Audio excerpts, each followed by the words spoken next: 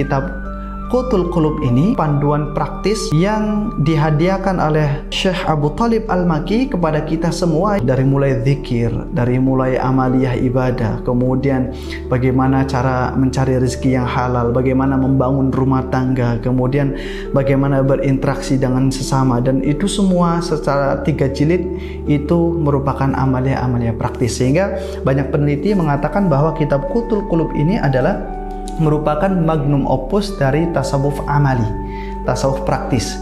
Kitab Qutul Qulub ini bisa kita sebut sebagai fikih tasawuf.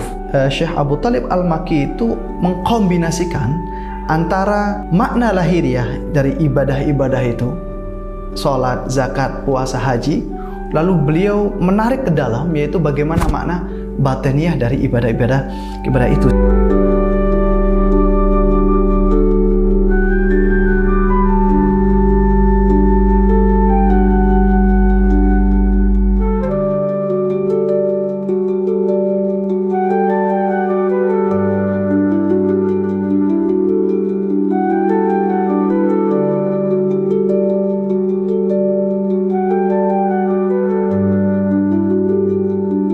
Bismillahirrahmanirrahim. Assalamualaikum warahmatullahi wabarakatuh. Teman-teman Nurwala, kita kembali lagi dalam serial video review kitab tasawuf.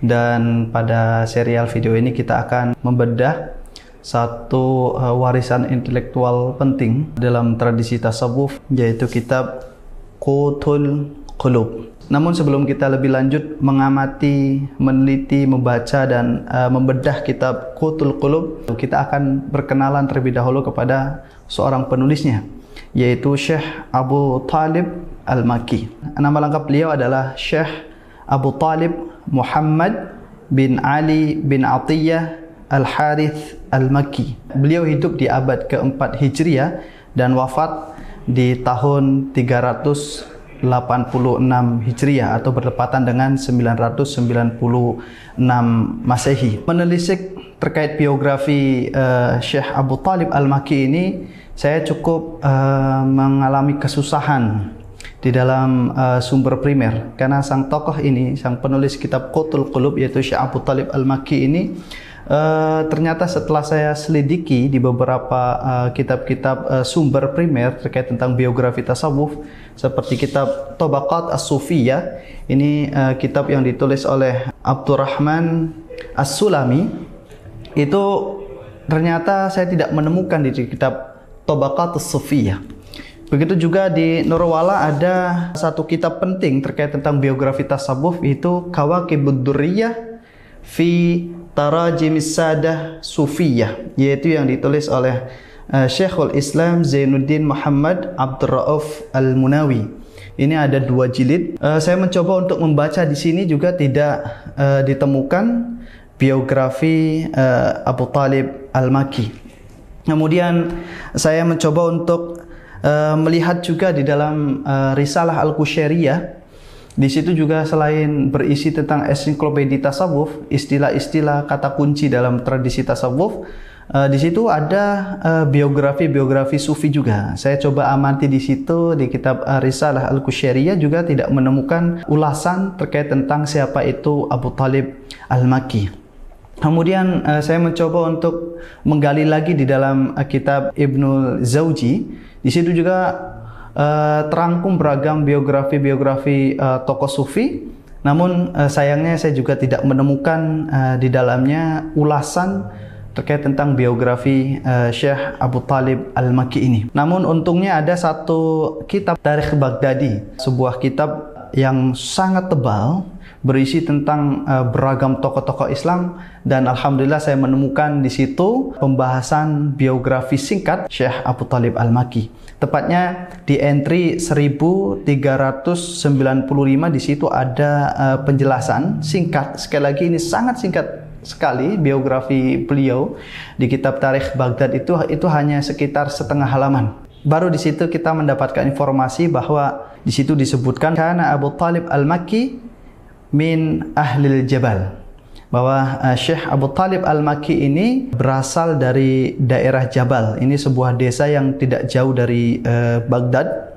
Kemudian di situ juga dijelaskan beliau tumbuh di Mekah, banyak mendownload ilmu pengetahuan bersama para guru sufi dan ulama-ulama besar lainnya di Mekah, sehingga saking lamanya beliau di Mekah, beliau itu mendapat gelar Al-Makki. Kemudian setelah itu beliau pindah hijrah ke Basrah dan kemudian beliau ke Baghdad. Utaiki menilai Syekh Abu Talib Al-Makki dengan ungkapan wa kana rajulan salihan. Beliau ini Syekh Abu Talib Al-Makki adalah seorang yang saleh, mujtahidan fil ibadati. Beliau itu orang yang sungguh-sungguh atau totalitas di dalam beribadah kepada Allah Subhanahu wa taala. Walahu musannafatun fit tauhid. Syekh Abu Talib Al-Makki ini memiliki karya tulis di bidang tauhid. Dan kalau kita amati lebih jauh kitab Qutul Qulub ini juga di dalamnya mengandung ajaran-ajaran tauhid yang tentunya dibalut dengan perspektif tasawuf. Ada informasi menarik yang saya temukan, misalkan saat saya membaca kitab Warisan Agung Tasawuf, itu mengenal karya besar Sufi yang diterbitkan oleh Sadra Press. Menariknya saya temukan di situ bahwa ada rantaian sanad keilmuan beliau Syekh Abu Talib Al-Makki yang itu runtun sampai kepada tabi'in. Di situ dijelaskan bahwa Abu Talib Al-Makki belajar atau mendownload ilmu di Syekh Muhammad bin Salim. Lalu Muhammad bin Salim belajar mempunyai guru yaitu Sahal Tustari, yang seorang sufi besar yang mewariskan kepada kita satu tafsir sufi penting yaitu tafsir At-Tustari. Lalu Imam Sahal Tustari berguru kepada Syekh Sufyan Ats-Tsauri, seorang sufi besar yang memiliki banyak murid. Salah satu muridnya itu adalah Imam Asy-Syafi'i. Lalu tentunya Sufyan Tsauri ini belajar kepada tabi'in, dan tabi'in belajar kepada sahabat, lalu sahabat belajar kepada Nabi Muhammad. Kita masuk ke pembahasan warisan intelektual Syekh Abu Talib Al-Makki. Dan setelah saya telisik lebih jauh, setidaknya Syekh Abu Talib Al-Makki ini mewarisi dua kitab yang sangat penting dan itu bisa kita akses sampai sekarang. Yang pertama adalah Ilmul Qulub. Kemudian setelah itu karya terpenting lagi yang ini lebih populer yaitu Qutul Qulub. Ini yang akan kita review, yaitu kitab Qutul Qulub. Ini merupakan karya yang sangat populer, bahkan kesohoran Qutul Qulub ini meredam kitab Ilmul Qulub. Padahal Ilmu Qulub ini dihadiahkan oleh Abu Talib Al-Makki untuk orang yang lebih khusus lagi, sedangkan Qutul Qulub ini yang lebih umum dibaca. Dan kalau kita lihat misalkan Ilmu Qulub atau kitab Ilmu Qulub ini itu setidaknya berisi tentang mengupas hikmah dan kemuliaan orang-orang yang dianugerahi hikmah, kemudian menjelaskan perbedaan apa itu hikmah dan ilmu, kemudian di dalamnya juga menjelaskan perbedaan hakim, orang yang bijak, dan orang yang alim, orang yang berilmu. Kemudian beliau juga mensyarah di kitab Ilmu Qulub itu hadis Nabi yang cukup panjang, yaitu tentang hadis mencari ilmu itu merupakan suatu kewajiban bagi seorang muslim.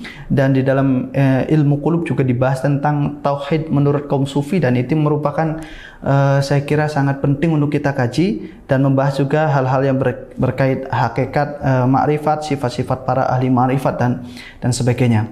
Yang jelas Ilmu Qulub ini merupakan kitab tasawuf dari Syekh Abu Talib Al-Makki yang dikhususkan untuk kalangan khusus. Lah, untuk kalangan umum seperti kita ini, Syekh Abu Talib Al-Makki juga mewariskan, yaitu kitab Qutul Qulub. Qut itu sendiri itu maknanya artinya makanan atau nutrisi. Qulub itu hati. Artinya Qutul Qulub ini adalah nutrisi hati.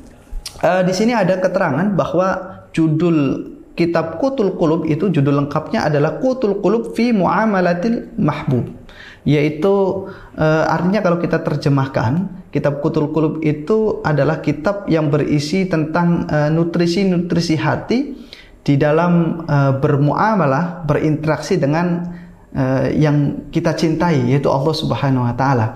Namun ternyata kitab Qutul Qulub juga memiliki judul yang lain, yaitu Thariqul Muridi ila Maqamit Tauhid, Jadi metodologi seorang murid yang ingin hendak sampai pada maqam tauhid. Jadi dari sini aja ada diksi murid itu menunjukkan bahwa kitab ini merupakan dihadiahkan oleh Syekh Abu Thalib Al-Makki kepada para murid yang secara umum. Dan kita bisa buka misalkan di dalam isinya, kitab Qutul Qulub ini berisi tentang amaliyah-amaliyah praktis atau beliau memberikan fondasi-fondasi dasar bagi seorang salik. Di sini misalkan di jilid 1 dijelaskan tentang beragam zikir-zikir yang harus diamalkan oleh orang yang hendak berjalan menuju Allah. Di situ ada zikir di pagi hari, di malam hari, zikir di siang hari, zikir sedang bekerja dan sebagainya. Selain itu juga di jilid 1 juga dijelaskan tentang fondasi salik. Kemudian di jilid 2 itu sudah mulai menjelaskan tentang maqamat sufiyah.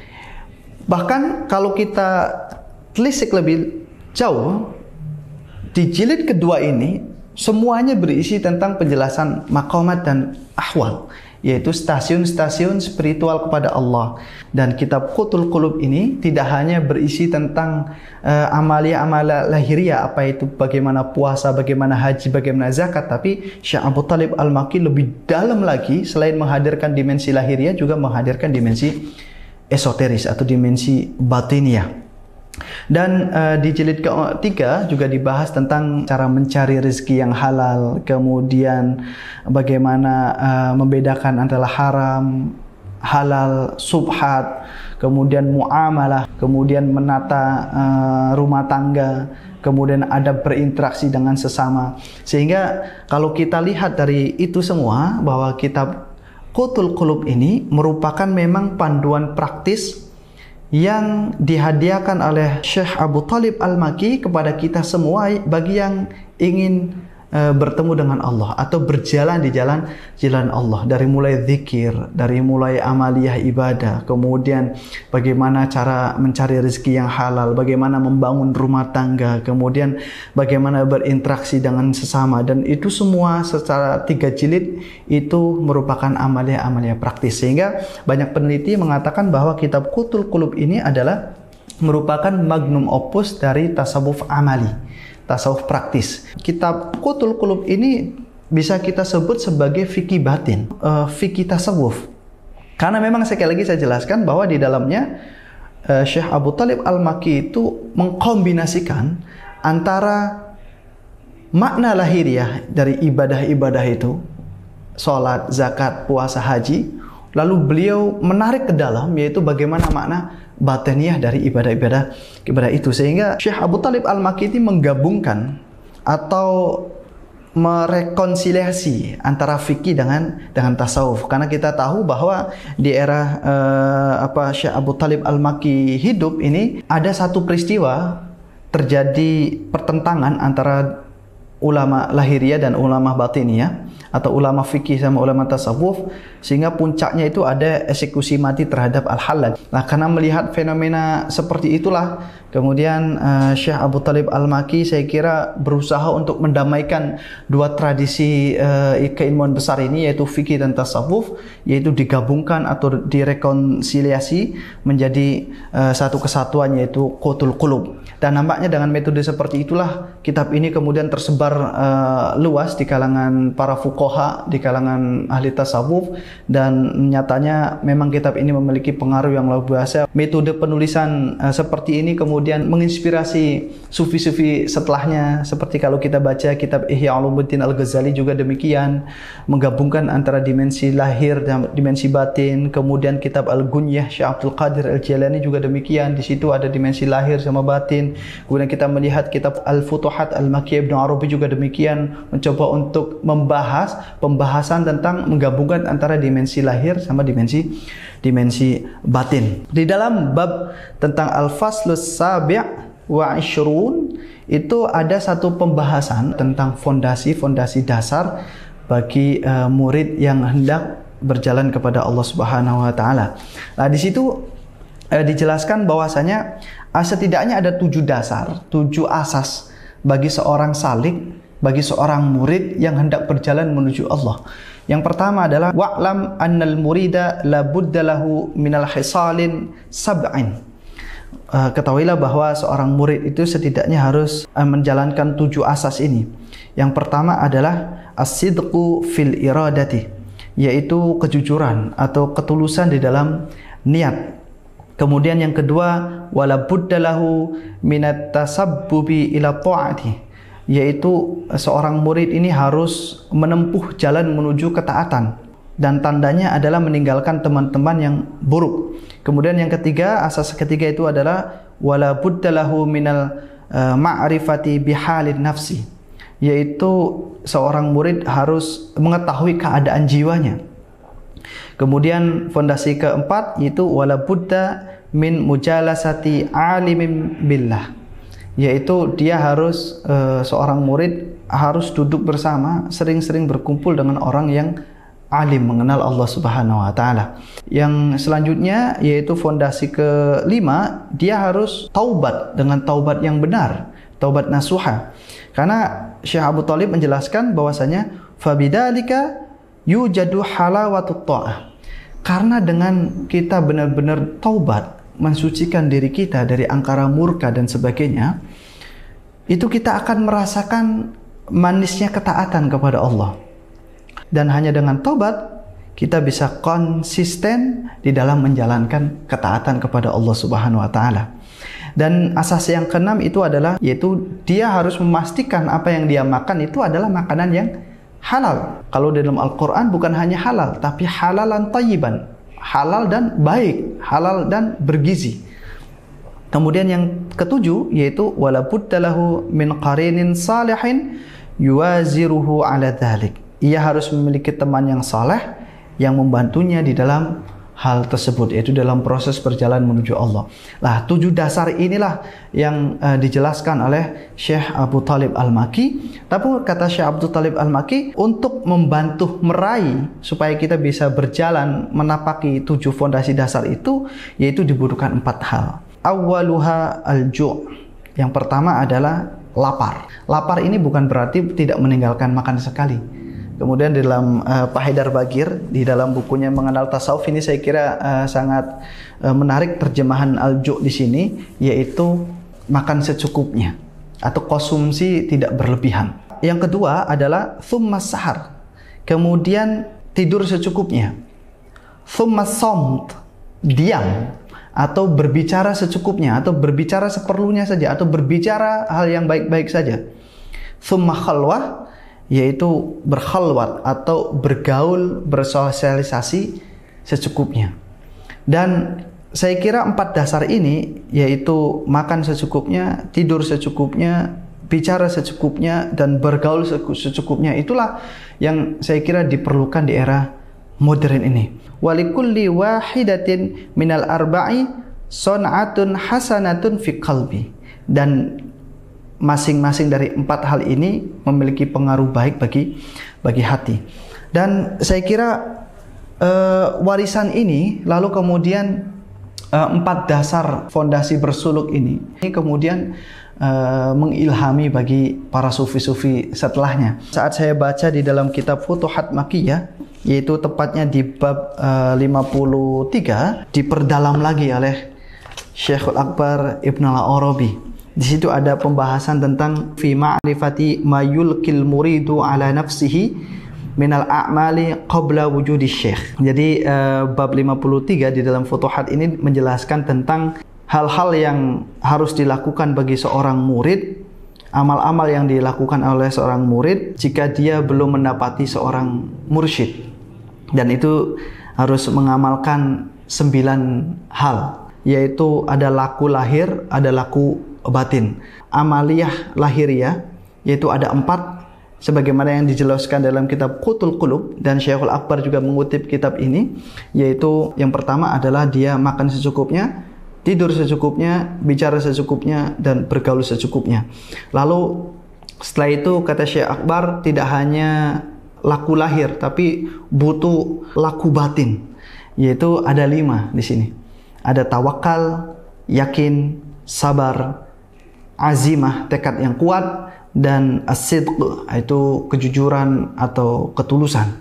Dan 9 formulasi ini merupakan fondasi dasar bagi seorang murid yang hendak berjalan menuju Allah Subhanahu wa taala. Dan yang penting lagi dari formulasi Syekhul Akbar ini ada 9 dasar seorang salik untuk menuju kepada Allah, yaitu 4 dimensi lahiriah, 5 dimensi batiniyah. 5 dimensi batin ini yaitu Syekhul Akbar mendapatkan informasi dari istrinya bernama Maryam binti Muhammad.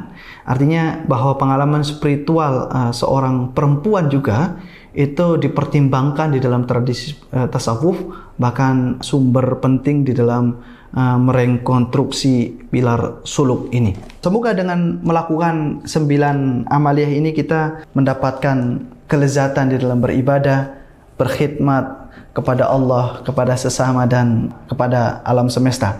Lalu bagaimana pengaruh kitab Qutul Qulub ini? Ada satu ulama besar, yaitu pensyarah kitab Hikam, Ibnu Abbad, mengatakan bahwasanya amma kitabu Abi Talib fa'alaihi waqa'al ikhtiyar id lam yaqa' baina aydina mithla manzi'ihi.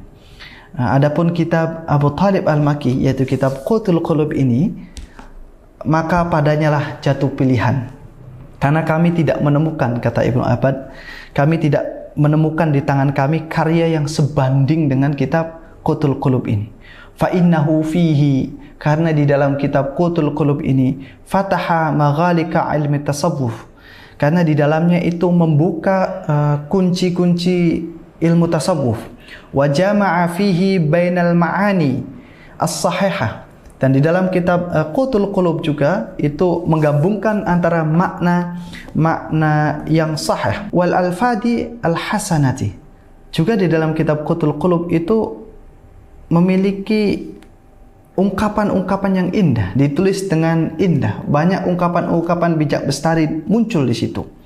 Wa dzakara furu'a ulumihim wa usuliha. Syekh Abu Talib Al-Makki juga menyebutkan cabang-cabang dan pokok-pokok ilmu mereka, ilmu-ilmu tasawuf. Ada cabang, ada pokok juga dijelaskan di dalam kitab Qutul Qulub ini. Wa rasama masailaha wa fusulaha, serta merinci persoalan-persoalan di dalam ilmu tasawuf. Wa kana lidzalika kal mudawwanati fi ilmi al-fiqh yaqumu maqama ghairihi wa la yaqumu ghairuhu maqamahu. Bahkan saking dahsyatnya Ibnu Abbad mengatakan bahwa kitab Qutul Qulub ini ia dapat menggantikan posisi kitab lain, karya yang lain. Wala yaqumu ghairuhu maqamahu. Sedangkan karya yang lain tidak dapat menggantikan posisi kitab Qutul Qulub. Saya kira kitab Qutul Qulub ini kitab yang sangat penting untuk kita kaji bersama. Tidak hanya mengkaji, ini merupakan panduan praktis yang dihadiahkan oleh Syekh Abu Talib Al-Makki kepada kita, yaitu dari mulai bangun tidur sampai tidur lagi, beraktivitas sehari-hari, semuanya ada di sini. Dan semoga kita bisa mengamalkan bersama, tentunya sesuai dengan kesiapan kita masing-masing. Membaca kitab tasawuf itu setidaknya harus ada 2 pendekatan. Yang pertama adalah hadul a'la, itu batas tinggi, yaitu kita syukur-syukur bisa mengamalkan apa yang ada di dalam kitab ini semuanya. Tapi kalau tidak bisa, ada hadul adna, batasan terendah. Minimal ada beberapa prinsip yang bisa kita amalkan bersama, dan semoga dengan mengamalkan kitab ini kita bisa memperbaiki kualitas kehidupan ruhani kita, juga kehidupan duniawi kita. Sekian dari kami, semoga bermanfaat. Assalamualaikum warahmatullahi wabarakatuh.